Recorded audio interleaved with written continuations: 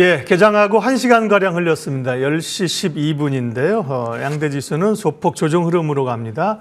오늘 10시에 시황 해설 블루워크 이동훈 대표님과 함께하겠습니다. 어서 오십시오. 안녕하세요. 매번 궁금할 때쯤 되면 시장에 대해서 짠하고 나타나신 우리 이동훈 대표님 오늘 주제해 보도록 하겠습니다. 예. 슴 고르는 반도체, 그다음에 2차 전지는 다시 기회가 오는 것인가, 투자의 기회는 어디 있는가. 저희 주제 잡은 것만 보더라도 시장에 대한 걱정은 크지 않은 걸 좀 알 수가 있는 상황인데요. 이제 엔비디아, 그다음에 AI 모멘텀으로 주가를 빅테크들이 쫙 끌어올렸다가 조금 쉬니까 또 이제 이번에는 테슬라가 오르면서 미국의 흐름들이 좋은데요. 미국장은 강세장으로의 진입? 초입 이렇게 얘기하는 분도 있습니다. 그렇게 보세요? 그게 이제 사실 AI하고 경기 연착륙 기대감이 이제 재료, 그다음에 종목을 끌어올리면서 이렇게 만들어낸 건데 우선 이제 경기 연착륙 기대감을 좀 주목해 볼 필요는 있습니다. 그러니까 한동안 이제 경기가 침체될 것이다 이렇게 이제 봤다가 오늘 골드만삭스에서는 침체 확률을 35%에서 25%로 낮춘다 이런 이야기 나왔죠. 고용 지표가 워낙 강한데 물가는 좀 주춤하다 보니까 이런 형태로 간다라면 고용 자체, 급여 받는 사람이 계속 늘어나고 있으니까 이렇게 되면 물가가 올라가고 이자가 올라가는 걸 어느 정도 커버할 수 있을 것 같다. 그러면 경기가 급격하게 무너지지는 않을 것 같다. 여기에 이제 무게를 두는 것 같고요. 또 실제로 증시가 저점 대비 20% 정도, S&P 500 기준으로 보면은 저점 대비 20% 올랐는데 그게 이제 4,200, 그러니까 S&P 500 지수 기준으로 4,292포인트가 딱 그 지점이 되거든요. 근데 지금 계속 4,299가 이제 고점으로 계속 작용을 하고 있습니다만은 어쨌든 이만큼 올라왔다라는 걸로 봐서는 이미 대부분의 위기는 좀 무용지물된 거 아닌가 이렇게 이제 보는 시각이 우세한 것 같습니다. 그래서 근데 다만 이제 시장에서는 빅테크를 빼고 나도 과연 이런 거냐라고 본다라면 빅테크 빼고 나면 시장은 좀 약했다라고 볼 수 있거든요. 그래서 향후에 만약에 이제 금리 동결이 현실이 된다라면 더 이상 금리 올리지 않는다라는 것이 현실이 된다라면 나머지 종목까지 끌어올라가면서 이제 강세장으로 넘어갈 가능성이 높아 보이고요.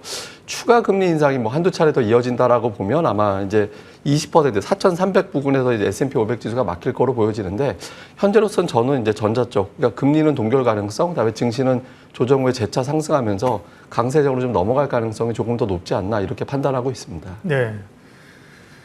그러니까요. 나스닥으로 보면 더 올랐지 않았을까요? 나스닥이 최근에 30포인트 이상 저점 대비는 올라온 상태죠. 예, 그 정도면 이제 우리가 이제 조정을 받을 때는 어쨌든 고점이나 저점에 10%, 20%의 폭이라고 하는 건 어떤 추세적인 하락이나 상승을 의미하잖아요. 예. 그렇다 보면 지수 상승으로만 보면 상승으로의 전환을 얘기하는 것도 그렇게 설레발은 아니다 지금은, 그죠? 그 지난달 기준으로 보면 좀 재미있는 통계가 있는데 S&P 500 지수 중에서 10개 종목, 그러니까 상위 10개 종목을 뽑아봤더니 한 5% 정도 올랐대요. 근데 490개를 뽑아봤더니 거의 10% 가까이 빠졌답니다. 그러니까 실제로 보면 쏠림이 있다는 거죠. 대형 주반 중 이제 일방적으로 올랐기 때문에 아직까지 투자들 분위기로는 이제 강세장을 확신하지는 못하는 그런 상황이기도 합니다. 네, 강세장은 그렇죠. 좀 함께 에너지가 온기가 퍼지면서 같이 올라가는 걸 강세장이라고 얘기하는데 그 조건은 아직 조금 충족이 안 된 겁니다. 그러다 보니까 이제 지수가 강하고 분위기는 좋습니다만 미국에서도 일부 조금 조심스러운 경계론, 모건 스탠리 같은 경우도 좀 과열됐다 이렇게 얘기를 하고 있다면서요?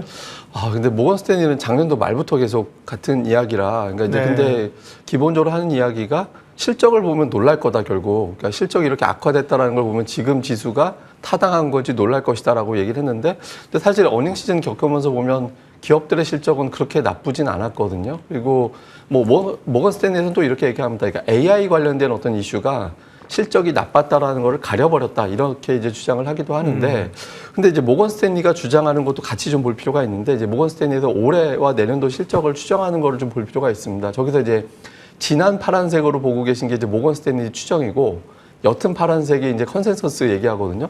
근데 올해 예상하고 있는 EPS가 모건 스탠리가 $195 정도. 근데 이제 비교적 이제 평균치는 $221라서 좀 차이가 납니다, 실제로. 근데 내년도 전망은 별로 차이가 없습니다. 그러니까 내년도는 $241와 $246니까 비슷하거든요. 근데 이걸 근거로 봐도 사실은 모건 스탠리 입장에서 보면 하반기에 내년도 실적 좋아진다라는 전제가 되어 있는데 주가가 빠진다라는 거는 조금 모순이 된다라고 봐야 되거든요. 그래서 지금으로서는 이제 모건 스탠리가 주장한 거는 조금 이제 좀 틀려가고 있는 게 아닌가, 저는 개인적으로 그렇게 판단하고 있습니다. 전략이란 것도 이제 한번 방향을 잡으면 확확 바꾸기 어려우니까요. 그 트랩에 빠질 때가 좀 있습니다. 그러면 이제 6월 흐름들이 5월을 이제 고생하면서 잘 넘겨서 6월 흐름들이 좋고 소위 서머랠리 여름 강세장에 대한 기대감들이 많이 생겨나고 있는데 국내 증시에서도 서머랠리 가능성 어느 정도라고 보십니까? 저는 뭐 결론부터 말씀드리면 이제 하반기에 더 강해질 가능성은 있다 이렇게 보고 있는데요. 뭐 관련해서 통계, 수급, 재료 이걸 또 같이 봐야 되는데 그러니까 첫 번째는 이제 통계입니다. 통계를 보면 어떤 통계가 있냐면 우리나라가 이제 1, 2분기 연속적으로 올라간 사례가 생각보다 많지는 않습니다. 네. 저기 지금 표로 보고 계신 게 우리나라가 1, 2분기 연속 올라갔던 과거 사례거든요. 근데 연간으로 보시다시피 1, 2분기 연속으로 올라갔던 해에 하반기까지 포함해서 연간 하락했던 사례는 1996년. 그러니까 우리나라 외환위기 들어가기 직전. 그때밖에 없었거든요. 그러니까 대체로 더 강했고 상분기에 올랐는데 하반기에 빠진 사례는 2번밖에 없었습니다. 그러니까 상반기 한번 강하면 시장의 분위기는 이미 돌아섰다라고 보고 투자들이 하반기까지 기조를 이어가는 경우가 많았거든요. 그래서 지금의 흐름 자체가 하반기에 급작스럽게 바뀔 가능성은 첫 번째 통계상 높아 보이진 않고요. 두 번째 이제 실적인데 삼성전자가 이제 과연 하반기에 턴을 할 거냐. 그러니까 지금 2분기 실적을 완전 바닥으로 보고 뭐 대체로 보면 영업이익 한 2천억 원 정도 저는 보고 있습니다. 그러면서 3분기부터는 3조 원대 정도의 턴을 기대하고 있는데 이 실적의 어떤 외부 환경이 되는 게 글로벌 경기라든가 반도체 가격이라든가 이런 건데 이런 걸 좀 토대로 본다라면 삼성전자가 하반기에 턴할 가능성은 현재로서는 높다라고 보고 있어서 삼성전자가 올해보다는 내년도 실적은 더 좋아질 것이다. 그러면 삼성전자의 실적이 좋아지는 해 전에 주가가 한 40%대 정도 올라가는 경향이 있거든요. 올해 이미 한 30% 정도 올라왔습니다만은 이런 어떤 실적에 대한 부분, 그 다음에 이제 외국인 투자자들이 매수 기조를 아직까지는 완전히 끝났다라고 보기에는 근거가 없거든요. 그래서 이런 수급적인 요인으로 봤을 때 지금보다 속도 조절은 될 수는 있더라도 상승 기조 자체는 조금 더 유지될 가능성이 높다 이렇게 평가하고 있습니다. 네, 이제 하반기에 대한 전망들은 좋은데요. 다만 질문 드린 것처럼 이제 여름에 이제 뜨겁게 가면서 그거를 3분기 정도까지 끌고 갈 거냐, 아니면 이제 여름에 대한 사실 기대감이 높은데 한 번 정도 사실은 또 좀 출렁거리면서 이제 갈 가능성이 높으냐, 이 지점이 좀 고민이 있거든요. 저는 좀 속도 조절은 필요하다고 봅니다. 왜 그러냐면 앞서 이제 제가 말씀드렸던 게 이제 삼성전자가 그 턴어라운드 되는 전해 주가가 40%에서 45% 정도 올라가는 경향이 있는데 지금 이미 거의 30% 올라왔기 때문에 삼성전자를 중심으로 본다면 기대 수익치가 상당히 떨어져 있는 상태거든요. 그리고 하이닉스 주가도 뭐 저점에서 따져 올해 들어서 이미 40% 이상 넘어가 버린 상태고, 그러니까 삼성전자의 주가가 이제 매물이 나오면서 좀 출렁거릴 수 있는 그런 시점이다라고 봐서 여름 초입에는 이제 주가가 어떤 변동성이 나오면서 지수가 좀 흔들릴 가능성은 있지만 뭐 그 기간이 그렇게 길거나 그러지는 않을 것 같고요. 아마 최대 제한 본다라면 6월 말 정도, 그러니까 7월 초에 이제 삼성전자 실적 보면 또 판단이 바뀔 수 있기 때문에 한 6월 정도만 좀 고비를 잘 넘기면 그 이후부터는 다시 또 기존의 흐름을 좀 되찾지 않을까 이렇게 보고 있습니다. 최근에 국내 증시도 이렇게 강한 흐름을 가지고 오게 된 근저에는 외국인들의 매수세, 주로 이제 반도체 주식에 매수했는데 조금 주춤합니다. 5월 한 하순부터 지금까지 외국인들이 좀 주춤하는데요. 주춤하는 거는 어떻게 좀 봐야 될까요? 외국인 투자자들이 매도하는 걸 가장 보면 삼성전자 파는 거거든요. 삼성전자 하이닉스 매도 쪽으로 바뀌면서 이제 수급이 바뀐 건데 한 3가지 정도로 꼽아야 될 것 같습니다. 첫 번째는 앞서 말씀드린 대로 반도체가 너무 많이 올라서 여기에 대한 어떤 부담, 속도, 숨고르기 측면이 좀 있을 거고요. 두 번째는 이제 시기상, 일정상의 문제. 당장 오늘 이제 만기일이 있고 그 이후에 이제 또 FMC 회의로 이어지는 그런 부담이 좀 있고요. 마지막으로는 좀 중국하고 연결지어서 볼 필요가 있는데 최근에 우리 시장에 외국인들 자금이 들어왔을 때 그 배경이 됐던 건 중국의 경제가 생각보다 둔할 것 같아서 중국보다는 한국, 대만, 인도 사자 이게 좀 있었는데 최근에 중국이 경기 부양한다라고 나서고 있거든요. 그래서 상대적으로 또 중국을 다시 봐야 되는 건가? 여기에 대한 어떤 시각 이런 것들이 좀 복합적으로 작용한 것 같습니다. 다만 지금 표로 보고 계신 게 분기별로 외국인 투자자들의 매매 추이를 보고 계신데 지금 아직 2분기가 끝나지 않았는데도 불구하고 거의 전분기 수준입니다. 계속 보시면 외국인들의 매수 강도가 강해지고 있거든요. 그래서 지금의 흐름이 그렇게 완전히 깨졌다 이렇게 보기는 어려워서 외국인들이 숨고르기 정도 하는 거지 뭐 지금 뭐 매매 자체가 매도로 전환됐다 이렇게 보기에는 너무 이른 것 같습니다. 네.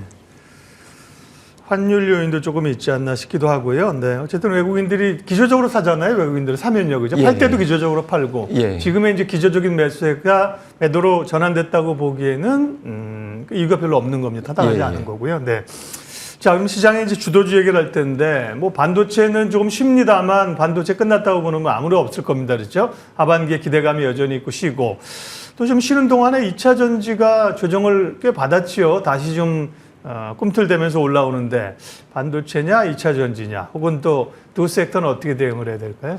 우리가 이제 크게 볼 필요가 있는데 그러니까 시장이 좀 부정적인 이슈가 강할 때, 그러니까 뭐 예를 들어서 뭐 은행 문제 그동안 터졌었고, 네. 미국의 부채 한도 문제 터졌었고, 이런 거 있을 때마다 그런 장에선 특징이 뭐냐면 아주 강한 종목에 그냥 자금이 거기에만 쏠리고 나머지는 이제 관망하는 네. 이제 그런 움직임이 나오게 되거든요. 근데 최근에 이제 부채 한도 문제 벗어나게 되고, 근데 그때까지는 이제 AI 쪽에 완전히 이제 집중이 돼 있었죠.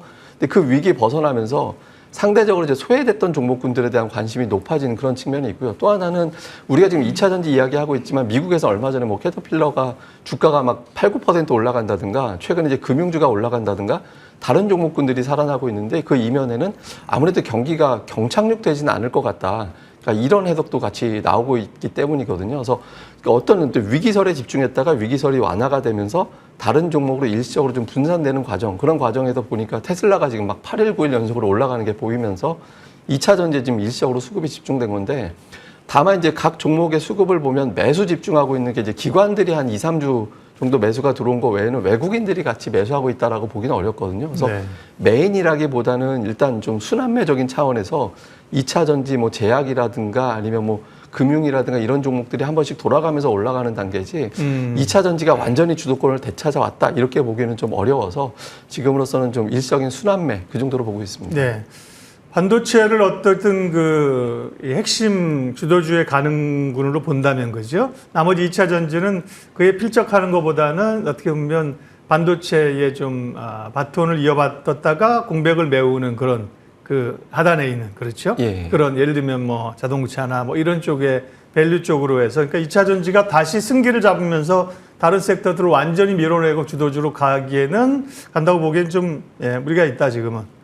그렇게 좀. 그게 이제 보통 주가가 대세 강세에 보이려면 빌드업 한다라고 우리가 보통 네. 얘기하는데, 그러니까 외국인이 됐든 기관이 됐든 밑에서부터 차분하게 물량을 많이 확보해 놓은 다음에 올라가는 단계가 있어야 되거든요. 근데 전차 군단은 그게 좀 돼 있습니다. 네. 근데 외국인들이 뭐 계속 사놨습니다. 예. 근데 그 2차 전지 같은 경우는 최근 들어서 기관이 한 2주 정도 매수한 거 외에는 뭐 빌드업이 돼 있다 이렇게 보기는 어렵거든요. 그래서 주도권을 완전히 잡았다라고 보기에는 조금 아직은 섣부른 것 같습니다. 네. 자동차는 어제 왜 이렇게 어제 오늘 갑자기 실적도 2분기 실적도 이제 기대감이 있는 쪽이 이제 자동차잖아요. 예. 뭐 1분기에 좋게 나올 걸 보이는데 이렇게 주가가 차익인가요? 많이 밀리던데요. 네. 어저께 이제 뉴스가 하나 있었죠. 네. 그러니까 뉴욕시에서 그러니까 현대차가 굉장히 도난이 잦다. 네. 그 도난이 잦은 거에 대해서는 현대차의 책임이 있다. 그래서 이제 소송을 걸었다라는 네. 보도가 나왔는데 이 소송이 자칫 미국에서 이제 훔치기 쉬운 차로 인식이 돼서 좀 덜 팔리는 거 아니냐 이런 걱정이 있었거든요. 근데 이게 저도 이제 관심 있어서 좀 봤는데 이게 몇 달 전부터 밈같이 유튜브에서 많이 돌았었습니다. 네. 그러니까 현대차에서 뭐 어떻게 해가지고 시동까지 거는 장면 이렇게 돌아서 한참 전부터 이미 나왔던 뉴스라서 단발적인 뉴스 이상의 뭐 영향을 줄 사안이라고 보기는 어려운 것 같습니다. 네. 자, 그러면 이제 주도주로 가능성, 그다음에 사실 주도주 뭐 시장이라고 하는 게 주도주 하나만 가지고 가는 건 아니잖아요. 예. 주도주가 쉬는 동안엔 다른 섹터가 가면서 예. 그게 오히려 선순환이 나오는 게 좋은 건데요. 지금 좀 좋게 보는 또 그 전략적으로 섹터 전략을 좀 짜주세요.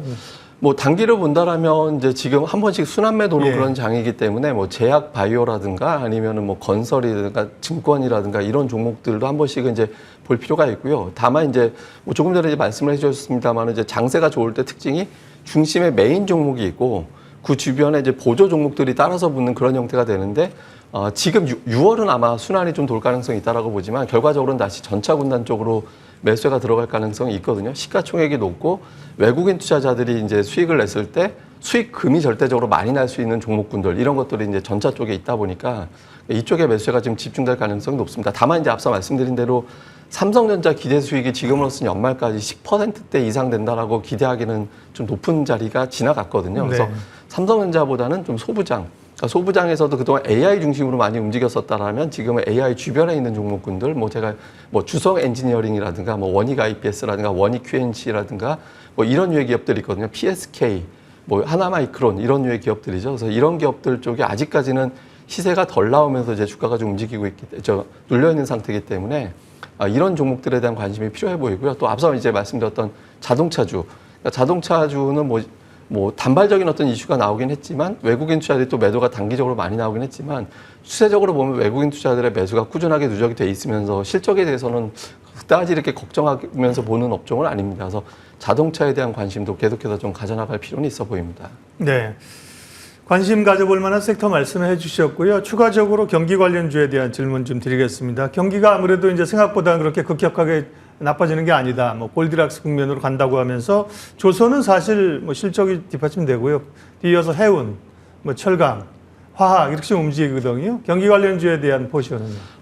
그거는 좀 열려 있다라고 봐야 되는데 네. 왜냐하면 이제 중국 걱정이 좀 많이 한동안 있었거든요. 네. 근데 이제 뭐 최근에 이제 중국이 좋아진다라고 해서 반드시 우리나라 산업이 좋아진다라고 연결되기는 어렵긴 합니다만은 최근에 중국의 경기 부양 의지가 생각보다는 좀 강하고 적극적으로 나올 가능성이 높아 보입니다. 그래서 뭐 해운이라든가 조선이라든가 이런 종목들은 실적이라든가 이런 것들이 좋아질 가능성이 높다라고 봐야 돼서 근데 조선 쪽보다는 조선 기자재 뭐 성광밴드라든가 예. 뭐 이런 유해 기업들이 또 더 움직임이 탄력적일 가능성이 높거든요. 그래서 조선과 조선 기자재 해운 업종에 대해서는 좀 긍정적인 관점에서 접근해 봐도 좋을 것 같습니다. 네. 경기 관련주들도 이제 순환매 일종에서의 그 사이클이나 수익의 그 트레이딩의 기회들은 충분히 있다. 예. 그쪽도 일정 부분 좀 이 가시권에 넣어도 된다는 말씀입니다. 예, 오늘 시황 해설 그리고 전략 블루워크 이동훈 대표님 함께했습니다. 고맙습니다.